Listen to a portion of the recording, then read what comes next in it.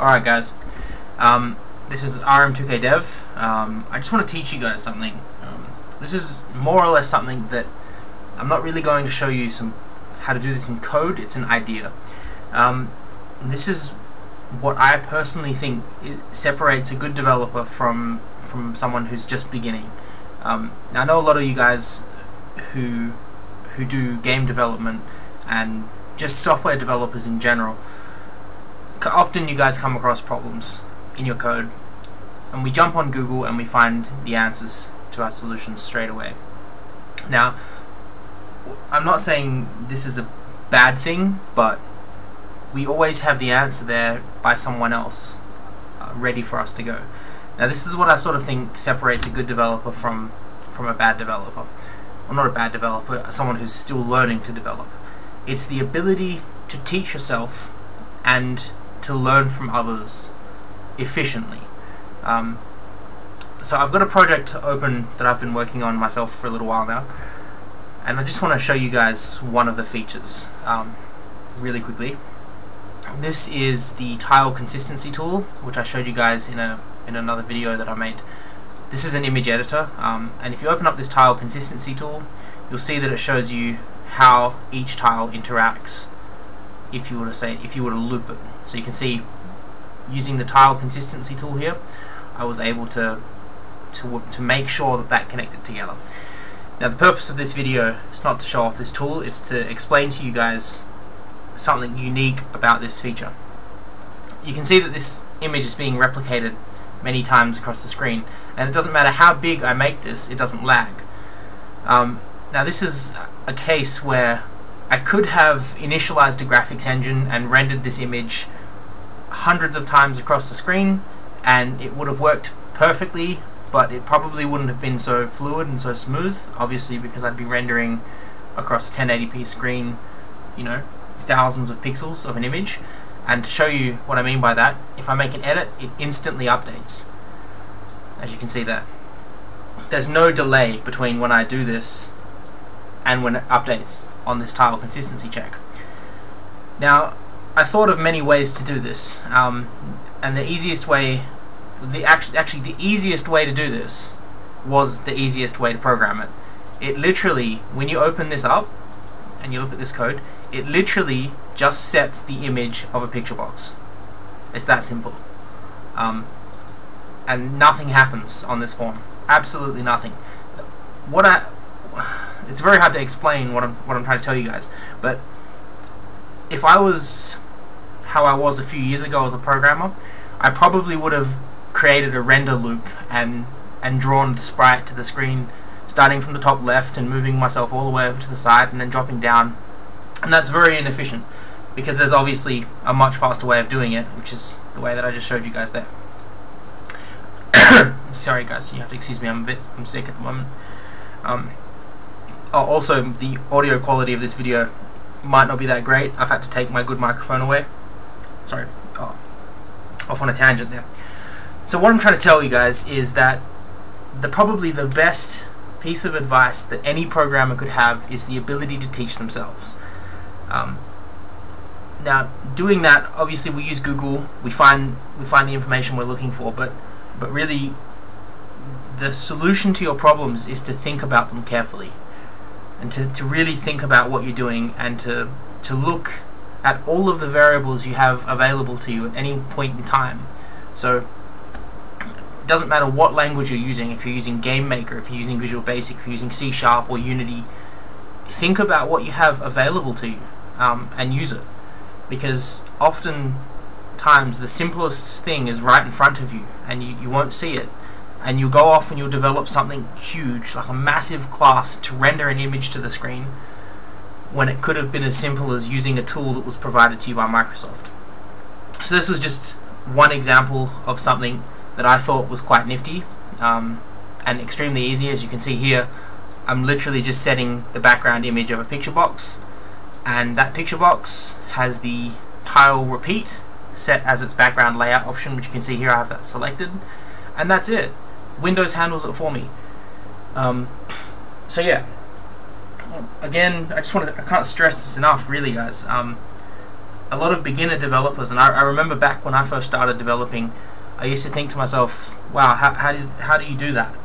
And then I'd go into a forum and I'd ask someone, and I'd get an answer, and it probably took 24 hours to get an answer back because everyone thought I was an idiot because I didn't know what I was doing with really basic things. But just really think about what you're doing when you're programming, and how you can do it. So I suppose I haven't really got a plan for this video. I just sort of decided I'd record it and let you guys sort of know my thoughts as they come. But I mean, we could take, for example, say you wanted to do something like mouse look in a game, 2D top down, and you wanted your character to face your mouse. How would you do that? I'll give you a second to think about it. Do you know in your mind right now how you would do that? Because I don't. Personally, I don't know right off the top of my head how I would do that. But what I do know is that there are a couple of constant variables that are available to me at this point in time. I know where my player is on the screen in Cartesian coordinates X and Y. I know where my mouse is on the screen, again, X and Y coordinates. Now, for example, if I wanted to figure out what angle I should be making my character face, I'd Google it. I think to myself, these are the variables that are available to me. I know the player's position, I know the mouse's position. If I want my player to look at the mouse, I need to know the angle to look at, so that I can set the rotation of the player so that it's facing the mouse on the screen. And depending on what language you're using, if you're using Game Maker, there's a function for that that's already built for you. I think it's point angle, I think it is. If you're using Unity, I'm sure there's a function for that as well. It's probably in the vector library. If you're using .NET, I don't think there's a function for it, but we know that there's functions for it in other languages, so it must be possible to do it at a much lower level. And if we would hop onto Google and type in the question, something like find the angle between 2 points, you would probably get back a very simple mathematical equation. And it doesn't matter if you understand how it works or how it doesn't work. The point is that programming is the ability to solve problems, and your ability to solve problems efficiently without needing to wait 24 hours or a couple of hours to ask someone or to ask a friend who just came online is what separates the good programmers from the beginner programmers. So if you typed into Google find the angle between 2 points, you would get back a very simple function that you could easily recreate in any language, and you would have your answer instantly. And that's basically the thought process of a programmer. I mean, we can do this with any example. Something that I remember struggling with for a very long time when I first started programming games specifically was 2D collision, specifically in a tile engine like Pokemon. Now, how would you do that? You know, how would you guys do it? Just take a second, maybe pause this video and think to yourself, how would you achieve two-dimensional collision detection in a tile engine, presuming your game was like something Pokemon, where your character moved in blocks like a chessboard? Now, I haven't got any scripts programmed for this lesson or any material ready to go, or I haven't even planned this video, so I'm just going to show you guys. Let's get Notepad up. Let's really think about this. What are we doing? We're trying to get two-dimensional collision in a 2D game. So the first thing we think about is what we have available to us. Well, we have this two-dimensional grid. So I'm just going to do this. Actually, I'll tell you what, I'll use zeros. Let's just pretend for a second that this is our game. These zeros represent tiles on a chessboard. And we wanted to achieve something like two-dimensional collision. Now let's say this X was our player. Just make a lowercase x. What should we use X? Let's use A. Now let's pretend that X were all of the walls in our game. So if we put some X's like this, alright, I know this isn't the best demonstration, guys. I haven't prepared any formal lesson. This is just my thoughts that I wanted to really get out to you guys so that you guys could begin to try and understand how to think like a programmer. So obviously at this point in time you've got a basic tile engine working, a basic input system, a character, because you're already trying to work on collisions. So the character, you press right on your keyboard. So your player takes a step to the right. Like that. What happens when you press right again? It's a blocked tile. You don't want the player to go there. So in your mind as a programmer, you should be thinking in steps. The user presses the right button. We know where the user is. We know where the user is in our tile map. We also know the location of all the blocked tiles in our tile map. So surely we could just do something as simple as, if the tile to the right is blocked, then don't allow the user to move. And in pseudocode that would look something like this. If map player.x player.y blocked equals true, then and if, and that should also be, now this is currently where the player is standing. If we wanted it to be the tile to the right, we would simply x plus 1, oops, numlock is turned off, x plus 1, because that's the tile to the right of our character. And if that tile is blocked, then we do nothing. Otherwise, we allow our player to take a step to the right. As simple as that. Something like collision, which baffled me for years when I was growing up. Obviously I started programming when I was a child, but I had no help, and I didn't understand these concepts, and I'm sure that there's a lot of people out there who also don't understand how to think like a programmer. Obviously I've grown up as a programmer and had formal training now, and I've done it as a hobby for many years, so I understand a lot more than I used to, I'd hope. But that's just another example of something that you can break down into simple steps, because you really need to know what you have, what you're working with. In our case, it was the player's position, the tile map, and the location of all the blocked tiles on the tile map. And this can be applied to anything.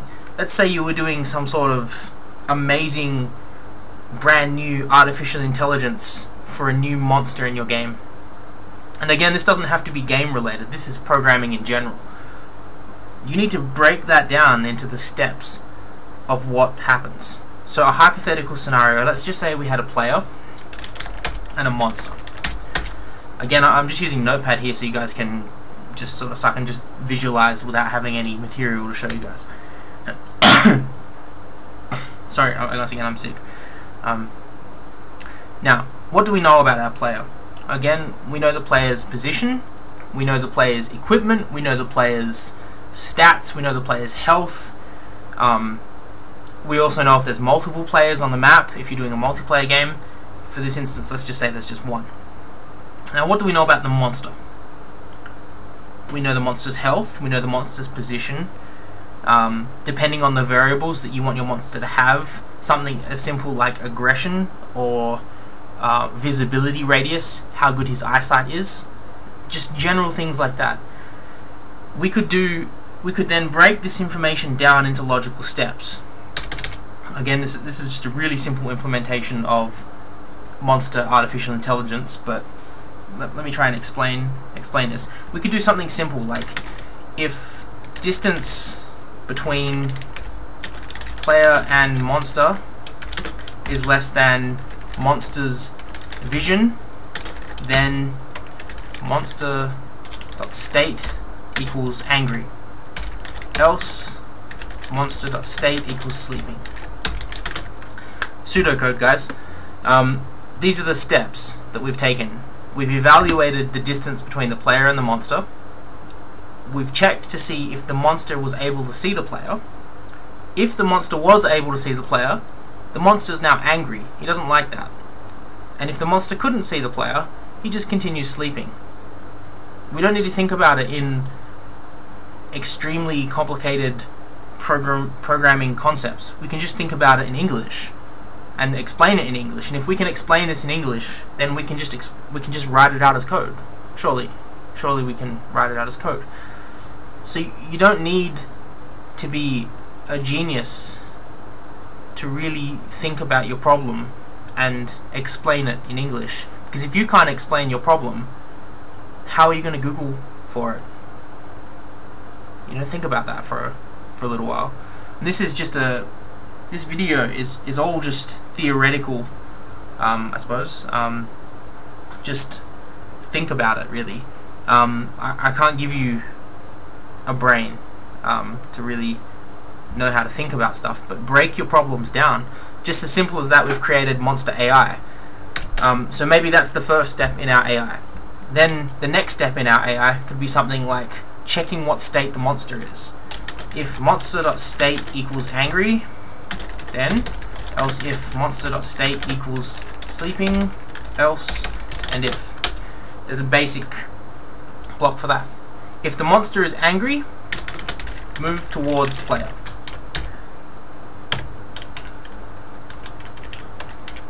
Now let's say the monster was sleeping. What do? Nothing. He's sleeping. If he was awake, so if he wasn't angry and he wasn't sleeping, he probably was awake. What do? Let's just say pick a random position and move there. Easy, right? That is the basis of AI for your enemies in your game. And all we really did was think about it in English. So I've showed you guys now a couple of really simple samples. Rotating to face the mouse pointer, the basics of a collision system, the basics of Monster AI. Let me try and show you guys how to break down another type of mechanic in a game. Again, just off the top of my head, I'm thinking, let's talk about attacks. Again, we can continue this on from the AI here. What do we have? We have a player and a monster. Let's say the player had a sword. That sword gave him attack power of 10, something like that. Let's say the monster had fangs. That gave him attack power of 6. Let's say the player had some basic armor on. Let's say the defense for his armor added up to, say, 20 points. This is just an arbitrary number. I'm pulling these off the top of my head. Let's say the monster had, I don't know, hard skin. That inherently gives him a defense of 10. Let's make it a defense of 17. So, obviously by this point in time you're working with attacks and defense, which means that you probably have a tile engine, you probably have Monster AI, you probably have input system. So we can pretty much skip all of that and just say, if the player is attacking the monster. Again, we're breaking this down into steps. Did his sword hit the monster? If it did, we need to calculate the damage. So calculate the damage. If it didn't, what do? Let's say we give the player a 200 millisecond delay before they can move again. And this adds some sort of, like you've swung your sword, now you're playing an animation to pull it back, like the Monster Hunter games. That's it. If the player was not attacking the monster, what do? Nothing. Very simple. Now, if the sword, we go back up, now that we've got the structure for our idea in logical steps written in English, what do we do with this calculate the damage function? Well, if the sword hit the monster, then let's take the attack points from the monster's defense points. So let's say monster.defense minus equals player.attack. So this is an extremely basic calculation of health points. You might want to do something a little more in depth than this, so you can have things like potions and status modifiers later, but I'm just trying to show you guys how to think about things logically. So we've taken the player's attack from the monster's defense. In our case here, based on the stats that we have above, the monster would be left with 7 defense. He would not be dead yet. But in logical steps, the next thing we'd want to do is check if the monster is dead. So, if monster.defense is less than or equal to 0, then, and again, what do we do if it is? Monster is dead. We do nothing. We leave him there. We change the animation, maybe. That's change the animation. Simple. Nothing too complicated. If the monster's not dead, we do nothing. Because by doing nothing, we let the system continue. We let the system continue with the rest of the checks that it needs to do. If the monster didn't die, do we have the 200 millisecond delay on the sword? That's up to you guys. That's your game mechanic. But that's just another example of something that you can think of and break down into logical steps. You can program this in any language. It doesn't matter if you're using GameMaker or Unity or XNA, or if you're writing a game engine in pure C++, because this is just breaking your idea down so that you can understand it. Because I'm sure that there's hundreds and hundreds of people out there, especially children. Like, children now are getting into game development at really young ages. I mean, I started when I was 10, playing with Microsoft Office's macro system, making RPGs in that, and I had no idea what I was doing. They were terrible. They were crap. But by learning and asking the questions and waiting hours and sometimes weeks for someone to help me, I was able to figure out how to think and how to teach myself, which is something I think a lot of programmers aren't able to do right now.